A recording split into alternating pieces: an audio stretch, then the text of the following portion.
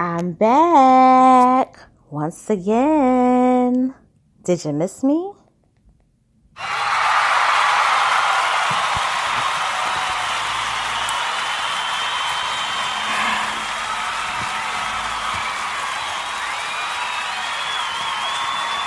Hey everybody, it's your girl Miss Analytical. I'm back on YouTube. And I just want to say, I had to take an unexpected break this time. I've been doing things such as trying to fix my channel, my YouTube account, and that's a whole nother drama in itself. But it was stressing me out to the point where, I'm not gonna lie, I didn't want to make videos anymore. I really didn't want to make any more videos. And I'm still working on that. But I decided to, just come back. And I gotta say, a whole bunch of stuff has happened. And it's not really so much in the mainstream media news, but what is going on these YouTube streets? Like, oh my God. I mean, I have a lot to say. I'm gonna be making about maybe minimum-wise 7 videos. The first one that I'm gonna be talking about is Kanye. I will be discussing Amber Rose. I will be discussing the whole situation with Pete Davidson. And I will be discussing this whole situation with Cardi B, Star Marie, Lovely T, and that goddamn Tasha K. Yeah, I'm going to be talking about that. But I had to fix some things on my account. So if people were asking me stuff. Oh, and by the way, I will be talking about the Harriet Tubman biopic. And they chose the African woman who I feel should not be picked. But there is a reason, a hidden agenda behind it. I will be discussing that. A lot of you all were sending me different articles to talk about. I do appreciate that. You wanted me to discuss a lot of these things that I mentioned. And I'm so sorry that I wasn't able to do it. But it had nothing to do with you all. It was my account. And no, my account didn't have a community strike on it. It's something that I have to fix. And I'm going to say, YouTube, y'all are very difficult to reach. I've been contacting y'all. And it is very, very hard. So, moving along. About Kanye West, because he's the first person I'm going to talk about. Kanye West was on SNL on the season premiere of the 44th episode of Saturday Night Live. And I'm going to say, contrary to popular belief, there are some black people that watch SNL. And believe it or not, I am one of those people. I grew up watching SNL. My parents watched SNL. My mom watched the very first episode. I can even tell you what was the very first sketch on SNL and who it starred. That's how much I like SNL. But I have to say, through the years, the writing has become crappy. The last real good season they had was season 38. Once they had hit season 39, it's been down the toilet. Season 37 was their worst season. But they did recover season 38. But they got rid of 2 writers. I forgot their names. But when those people left, it got bad. And I don't know what they're trying to do. But they need to get it together. Because the writing sucks. The 90s was like the early 90s, late 90s, and like the 2000s was like the best period. A lot of people say the Eddie Murphy period was good. It was good. But I wasn't rolling on the floor kind of good. Like, to me, I like everything. I like Chris Rock and SNL. I mean, I thought Eddie was good, but Eddie did save SNL. So I know a lot of people are going to disagree with me on that. And that's up for debate. But he did save SNL. But he got hired because Dick Ebersol was running it. Lorne Michaels left. And it's funny that Lorne Michaels came back once Eddie Murphy left. I guess he probably wants to reclaim it because it is the truth. He has never really broke any major black acts from SNL. They broke them themselves on their own, including Chris Rock. He never broke Tim Meadows. He never broke the young lady. They tried to break Ellen Cleghorn, but I don't know what went wrong there.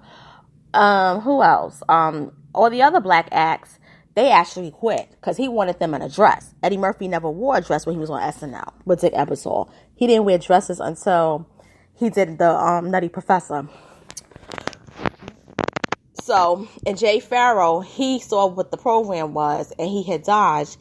And the young man, Kel Mitchell, didn't join SNL because he got tired of wearing dresses too when he was on all that. And he was like, he was done with it. And that's why they picked Kenan Thompson. It's a known fact.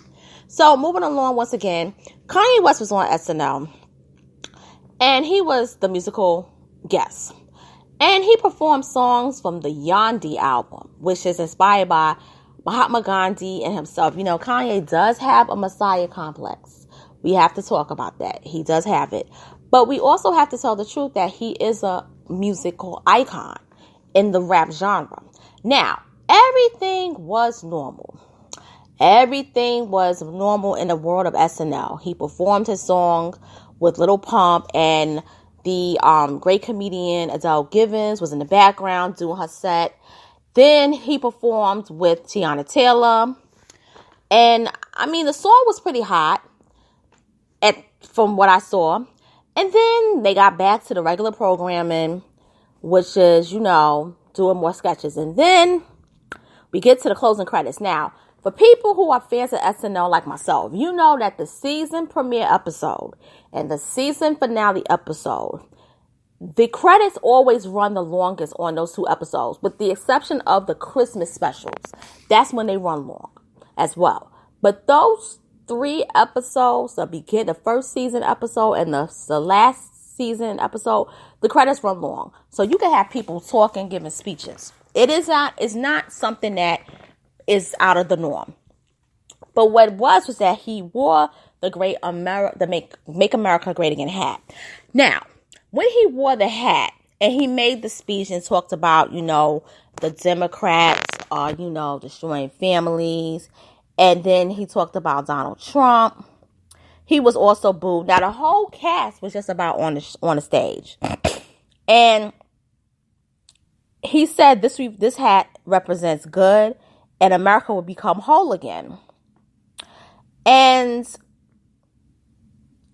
he also basically was talking about, you know, he was delivering the show. There's a song on the album called Ghost Town. It's the one that he issued out in June. It's the I can't think of the song.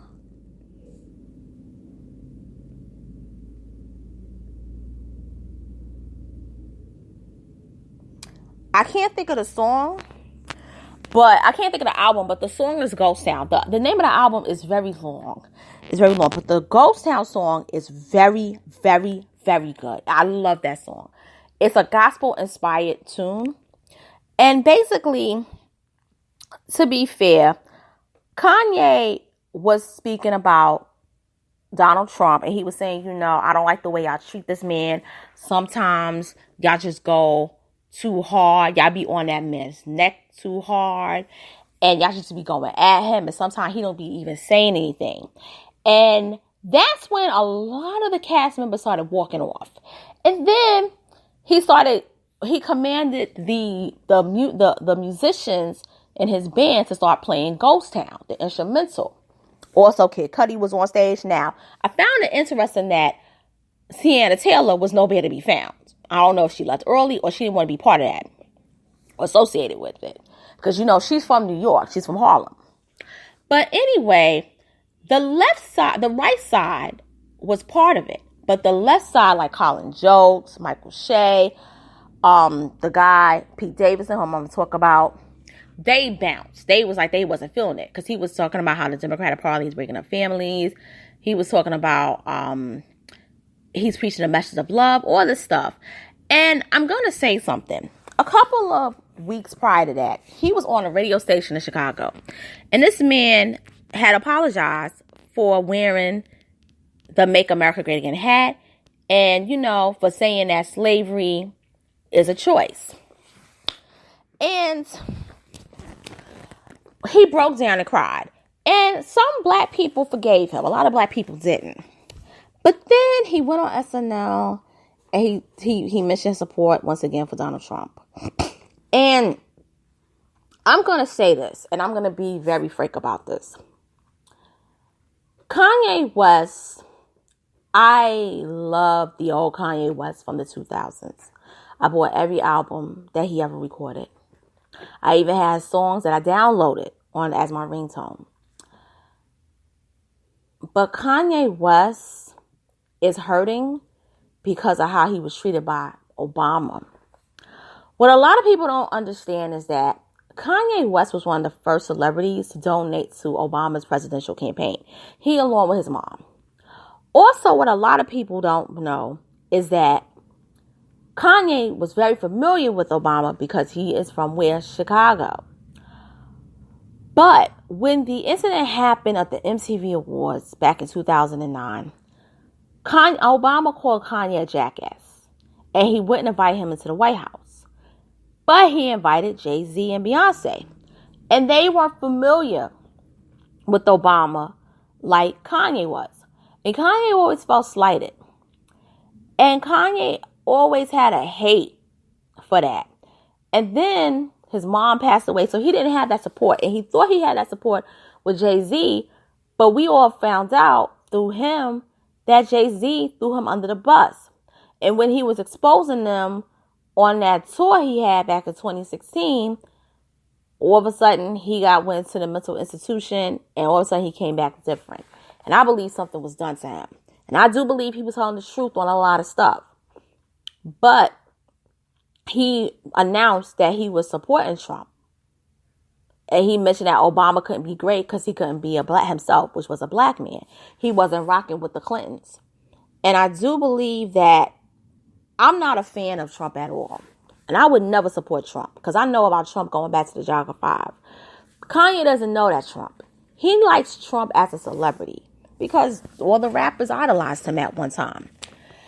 But Kanye feels as though, in this weird sense of himself, that after he witnessed what Obama didn't do for blacks, he feels as though Trump can't hurt black people because Obama let black people down because he couldn't be his quote-unquote self.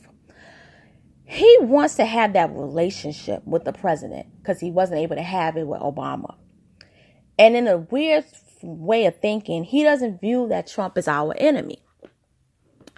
He thinks that he can talk to him because, he's going to meet with him on Thursday. I'm going to talk about that as well.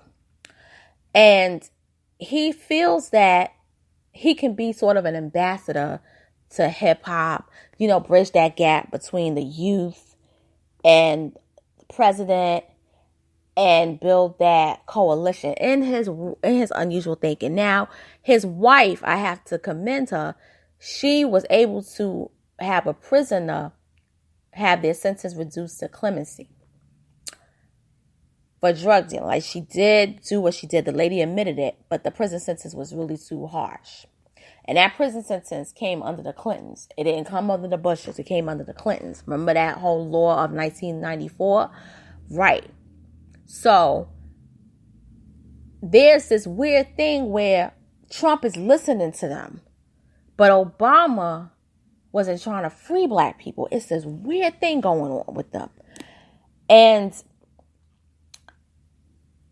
Obama, I think Kanye feels as though he trusts Trump more than he does Kanye. More than he does Obama. And that's why I think he's going so hard with his support for this man. Because he feels as though this man never called me a jackass. He respects me. Whereas the one person I was familiar with for years, and I donated his campaign, called me a jackass on international television. That's gotta hurt. And it wasn't presidential business. It was MTV Entertainment. So, with that being said, I will say this. I don't agree with Kanye and the whole Trump support. It's not my business. If that's what he wants to do with his life, that's what he wants to do. But it's more of a reaction about it. But I'm going to say something that I am glad that Kanye did. And what he did was he called out that 13th Amendment. And he said that 13th Amendment should be abolished because it mentions that slavery is still in existence as long as you hold a person in imprisonment. As long as a person's convicted, that's how you still have the slave system. Now, I'm a person that I'm going to say, I have a degree in paralegal studies. And they brushed that one over. In the textbooks that we had, they cut that out.